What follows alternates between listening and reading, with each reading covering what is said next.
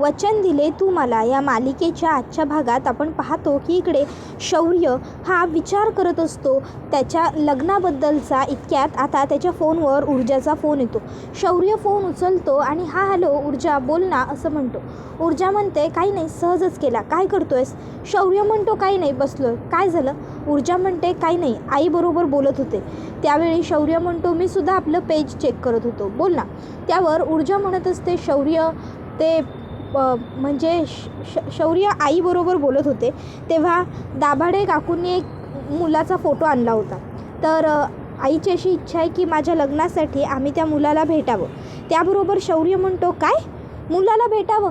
अगं पण का, काय गरज आहे ऊर्जा या सर्व गोष्टींची? अगं ऊर्जा तू तुझ्या आईला सांग ना. त्याबरोबर ऊर्जा विचारते शौर्य काय सांगू? त्यावर शौर्य म्हणतो हेच की.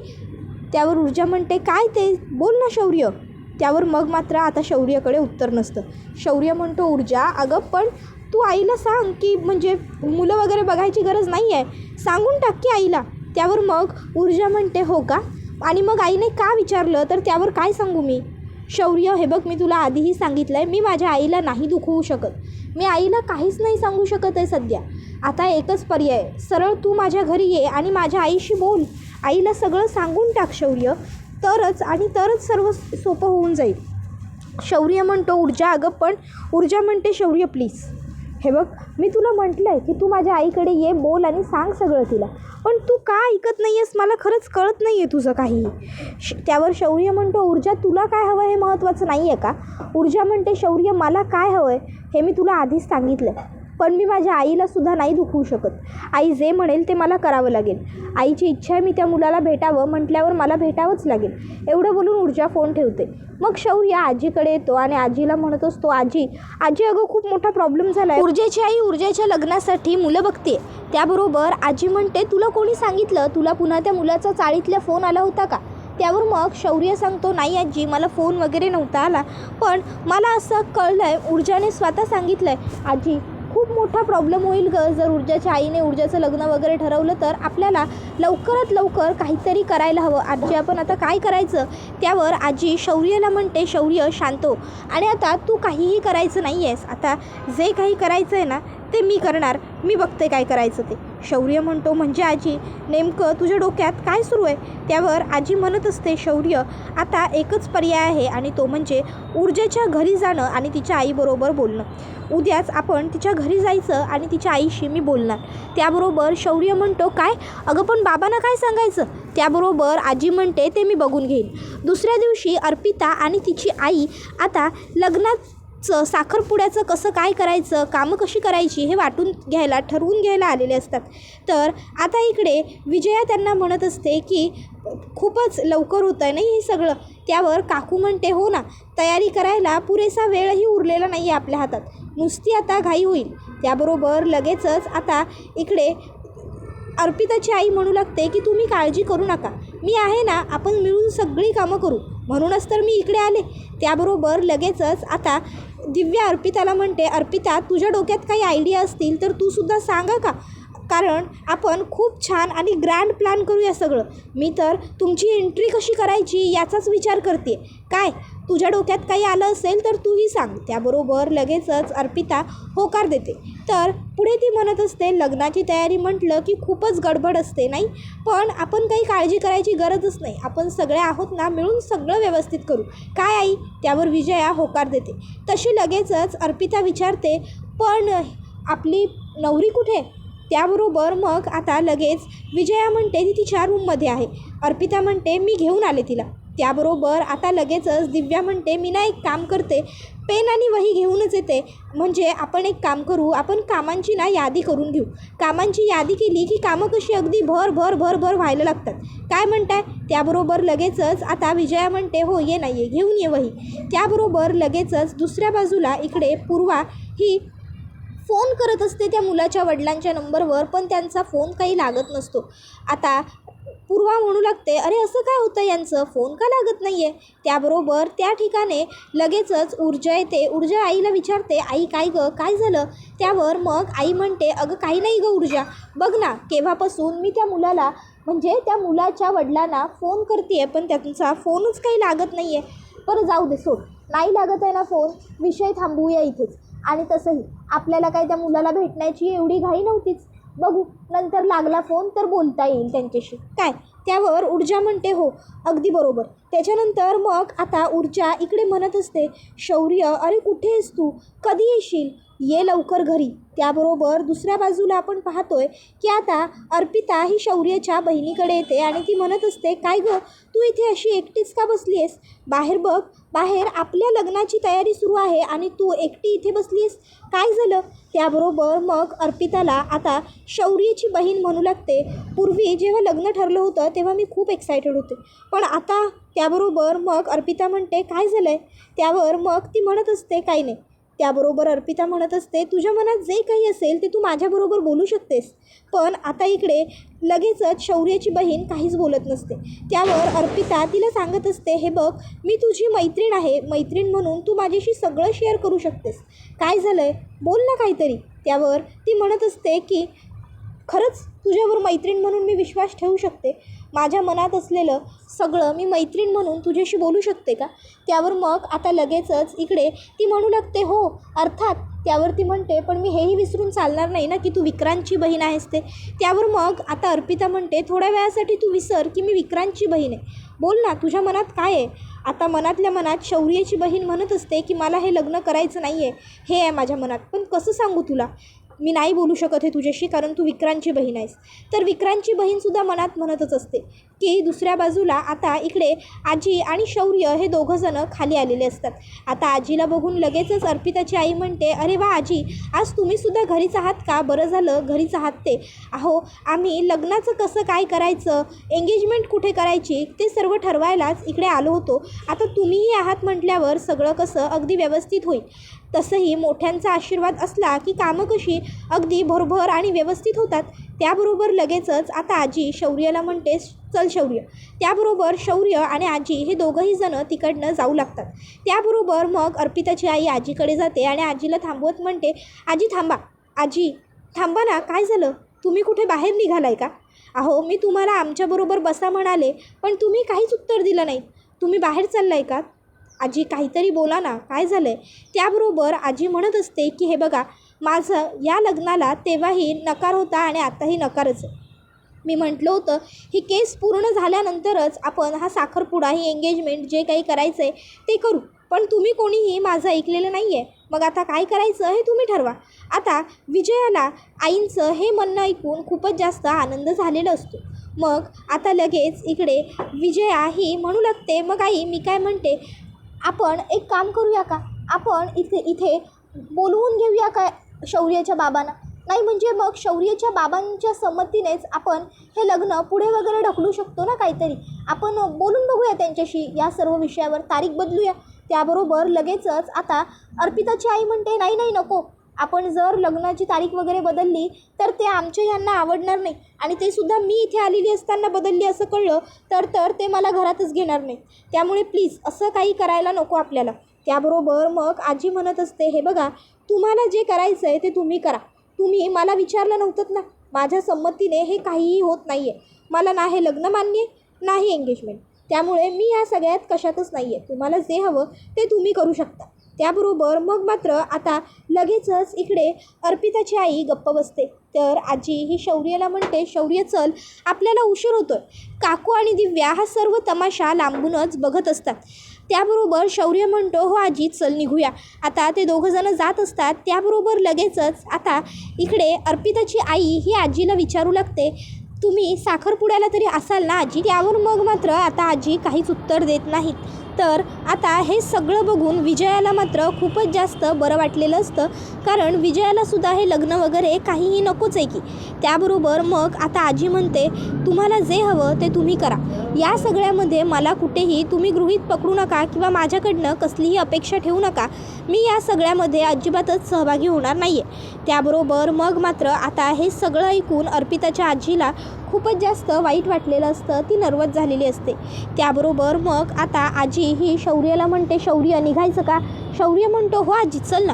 आणि मग आजी आणि शौर्य दोघंही जण तिकडनं निघून जातात. तर दुसऱ्या बाजूला आता अर्पिता ही मनातल्या मनात म्हणत असते, खरंच काय सांगू तुला, विक्रांतबरोबर लग्न कर, तो माझा भाऊ आहे म्हणून हे सुद्धा मी नाही सांगू शकत आहे तुला. त्याबरोबर आता लगेचच शौर्याची बहीण विचारते, काय झालं अर्पिता, कसला विचार करतेस? अर्पिता म्हणते, तुझ्या मनात नेमकं काय आहे, बोलू शकतेस तू माझ्याबरोबर? तुला हे लग्न करायचं आहे की नाही या शंकेत आहेस तू, की तुला खरोखर हे लग्न करायचंच नाही आहे? बोल ना, काय चालू आहे तुझ्या मनामध्ये?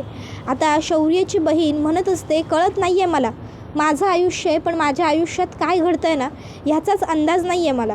त्यावर अर्पिता म्हणते, अगं पूर्वी तू किती खुश होतीस, आपलं लग्न होणार आहे म्हणून तुला किती आनंद होत होता, आणि आता तुझ्या मनात काय सुरू आहे?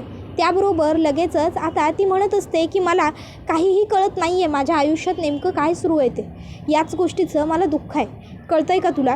त्याबरोबर मग अर्पिता म्हणते, हे बघ जाऊ दे, जे काही असेल ते, आपण आपल्या साखरपुड्यामध्ये छान दिसायला हवं की नाही, छान एन्जॉय आपण करायला हवं. त्याबरोबर लगेचच पूर्वा म्हणू लागते की नाही, मला कळत नाही आहे की म्हणजे मी कसं रिॲक्ट होऊ, काय करू.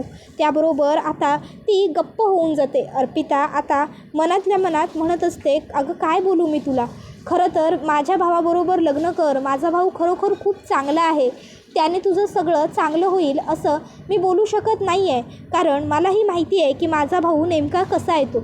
पण काय करू, मी जर आता तुला काही सांगितलं किंवा तुला मी म्हटलं की हे लग्न तू करू नकोस, तर त्याच्यावरती माझं लग्न आणि शौर्याचं लग्नसुद्धा डिपेंड आहे. जर मी तुला लग्न करू नको असं म्हटलं तर माझं आणि शौर्याचं लग्न मोडेल, आणि काहीही झालं तरी मला आमचं लग्न मोडू नाही द्यायचं आहे. त्याबरोबर आता दुसऱ्या बाजूला इकडे मनातल्या मनात शौर्याची बहीण म्हणत असते, मला गप्प बसण्याशिवाय पर्याय नाही आहे, काय करू काहीही सुचत नाही आहे, पण गप्प राहावं लागतं आहे. तर दुसऱ्या बाजूला आता इकडे अर्पिताही मनातल्या मनात म्हणत असते, खरंच तू मला तुझी खूप चांगली मैत्रीण मानतेस गं, पण मी काय करू, माझे हातसुद्धा दगडाखाली आलेत, मलाही काही बोलता येत नाही आहे किंवा काहीच करता येत नाही आहे. कळतं आहे, घडतं आहे ते सगळं चुकीचं आहे, वळतं आहे, जे होतं आहे ते तुझ्याबरोबरचं बरोबर नाही आहे, पण काय करू, पर्यायांती मला गप्पच बसावं लागतं. त्याबरोबर आता लगेचच इकडे अर्पिता ही मनात म्हणत असते, काहीही करू शकत नाही आहे मी तुझ्यासाठी, या गोष्टीचं मलाही खूप दुःख वाटतं आहे. त्याबरोबर आता इकडे शौर्याची बहीण ही मात्र उदास झालेली असते पूर्णपणे. खरं तर अर्पितालासुद्धा शौर्याच्या बहिणीसाठी वाईट वाटत असतं, कारण तिचा भाऊ विक्रांत चांगला माणूस नाही आहे हे तिलाही माहीत असतं, पण आता ती काहीही बोलू शकत नाही आहे. मनातल्या मनात तीसुद्धा विचार करत असते, काय करू मी, मला खरंच काहीतरी बोलायचं आहे, पण मला बोलता मात्र काहीच येत नाही आहे. माझा भाऊ चुकतो आहे, विक्रांत चांगला नाही आहे हे मलाही माहिती आहे, पण काय करू, जर मी काही बोलले तर माझं आणि शौर्याचं लग्न होणार नाही, म्हणून गप्पच राहावं लागतं आहे. तर दुसऱ्या बाजूला आपण पाहतो की आजी ही शौर्याला शगुनाचं ताट दाखवते आणि म्हणत असते, हे बघ शौर्य, शगुनाचं ताट. शौर्य म्हणतो, शगुन? त्याबरोबर आजी म्हणते, हो शगुन. आता आपण ऊर्जाला मागणी घालण्यासाठी जातो आहे ना, त्यामुळे आपल्याला तिच्या घरी ह्या सर्व गोष्टी घेऊनच जाव्या लागणार आहेत. शौर्य म्हणतो, आजी यार तू तर ग्रेट आहेस. त्यावर आजी म्हणते, मग सर्व तयारी आधीच करून घ्यावी लागते शौर्य. त्याबरोबर शौर्य म्हणत असतो, आजी मी ना तुला कधीतरी कोर्टात केस लढताना पाहायला हवं होतं, तू ना एकदम एक नंबर आर्ग्युमेंट करत असशील, मला अगदी खात्री आहे. त्यावर आजी म्हणते, पण आजची केस खूप जास्त महत्त्वाची आहे, कारण आजच्या केसमध्ये 2 जजेस असणार आहेत, एक ऊर्जा आणि एक ऊर्जाची आई. आणि शौर्य आपल्याला ना अगदी शेवटच्या टोकाच्या भूमिकेपर्यंतचा विचार करून ठेवायला हवा.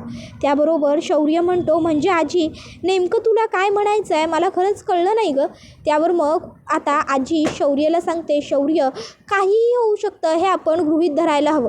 त्याबरोबर मग आता लगेचच शौर्य आजीला म्हणतो, आजी मला ना धाकधूक होतं आहे, भीती वाटते गं. त्यावर आजी शौर्याला म्हणते, हे बघ शौर्य, भीती तर वाटली पाहिजेच, कारण सगळं सुरळीत होईल असं आपण गृहीत धरायलाच नको. तिकडे गेल्यावर काय होईल काय नाही, ऊर्जाची आई कशी रिॲक्ट होईल, आपल्याला काहीही माहीत नाही आहे. त्याबरोबर शौर्य म्हणत असतो, आजी ऊर्जाला माझ्याबद्दल सगळं सत्य मलाच सांगायचं आहे, मला माझ्याबद्दल तिला बाहेरून कुठूनही कळलेलं नको आहे, मला बाकी कोणाशीही नाही बोलायचं, मला ऊर्जाशी बोलायचं आहे. त्याबरोबर आता शौर्याने हे असं म्हटल्यावर आजी म्हणते, ठीक आहे, काळजी करू नकोस, ऊर्जाबरोबर तुला बोलायला संधी मिळेल याची मी काळजी घेईन, मी तुम्हाला चान्स नक्की देईन, आणि तू काळजी करू नको शौर्य. आज अगदीच काहीही झालं ना तरी हा माझा शब्द आहे तुला की मी तुझं ऊर्जाबरोबर लग्न लावून देईन. त्याबरोबर दुसऱ्या बाजूला आता मंगेश हा शौर्यच्या ऑफिसला आलेला असतो आणि आता तो विचारत असतो, शौर्य जहागीरदारांचं ऑफिस हेच का? त्याबरोबर आता लगेचच त्याला ती मुलगी सांगते, हो हेच का, काय काम आहे तुमचं? त्यावर तो म्हणतो, शौर्य साहेबांचं पार्सल आलं आहे तेवढं द्यायचं होतं. त्यावर आता प्रतीक्षा सांगते, पण शौर्य सर ऑफिसला नाही आहेत. त्याबरोबर तो म्हणत असतो, मॅडम पण पार्सल देणं अर्जंट आहे. त्याबरोबर मग ती म्हणते, पण शौर्य सर खरंच नाही आहेत. तो म्हणतो, मग मी पार्सल परत घेऊन जाऊ का? त्यावर ती म्हणते, हो घेऊन जा. त्यावर तो म्हणतो, अहो आत्ता हे पार्सल परत नेलं तर पुन्हा यायला 15 दिवस जातील. त्याबरोबर मग तो म्हणतो, मॅडम तुम्ही एक काम करा, मला सरांचा ID प्रूफ द्या आणि हे पार्सल कलेक्ट करा ना माझ्याकडनं. त्यावर ती म्हणते, नाही सॉरी, त्यांच्या परमिशनशिवाय मी त्यांचा ID प्रूफ देऊ शकत नाही तुम्हाला जावं लागेल. त्याबरोबर मग तो म्हणत असतो, मॅडम अहो मी काहीही चुकीचं करणार नाही आहे, प्लीज मला ID प्रूफ दिलं आणि हे पार्सल तुम्ही कलेक्ट केलं तर खरोखर खूप बरं होईल. हवं असेल तर तुम्ही एक काम करा, तुम्ही शौर्य साहेबांना फोन करा आणि त्यांना विचारा ID प्रूफ दिलं तर चालेल का म्हणून, पण मॅडम प्लीज जरा अर्जंट आहे. त्याबरोबर मग प्रतीक्षा म्हणते, ठीक आहे मी काय करायचं बघते. आणि मग ती शौर्याला कॉल करते आणि विचारू लागते, शौर्य अरे तुझं पार्सल आलं आहे त्यासाठी ID प्रूफ हवं आहे, देऊ का? शौर्य म्हणतो, काय कसलं पार्सल?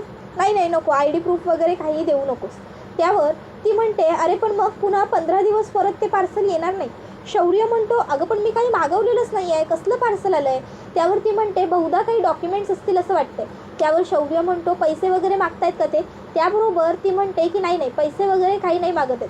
त्यावर मग शौर्य म्हणतो, बरं ठीक आहे ID प्रूफच मागतायत ना, एक काम कर देऊन टाक आणि घे ते पार्सल काय आहे ते बघ. त्याबरोबर लगेचच ती म्हणते ठीक आहे आणि मग लगेच आता प्रतीक्षा रिसेप्शनिस्टकडनं शौर्याचं ID प्रूफ म्हणजे आधार कार्ड घेते आणि आता ती मंगेशला ID देते. त्याबरोबर मंगेश फोटो काढून घेतो. प्रतीक्षा म्हणते, एक मिनटं तुम्ही फोटो कशाला घेताय, तुम्हाला फक्त ओळख पटवायला हवं होतं ना.